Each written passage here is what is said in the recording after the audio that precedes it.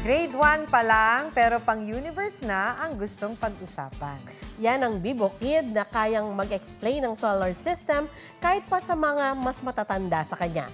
Pusuan na yan sa report ni Oscar Oida. There's also Venus. Venus has the thickest atmosphere you might know. Sa murang edad, kaalaman sa kalawakan ang pinagkakaabalahan. It's Gil Miguel Palloria, a.k.a. Miggy, ang wonder kid of astronomy. We were amazed to know he can mention the figures, sa mga how far, ang mga distance nga pila ka light years. Ang free time kasi ni Miggy, I sometimes go to the library to learn more and more.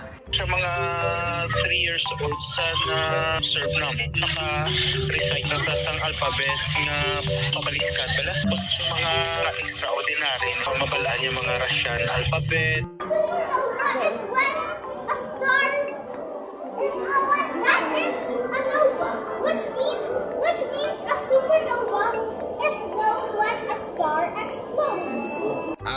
Teka Miggy, utak naman yata namin ang sasabog sa pagkamangha sa'yo. Some of the high school students also were saying that he's often explaining to them about the solar system. Hope you like it! Oscar Oida, nagbabalita para sa GMA Integrated News.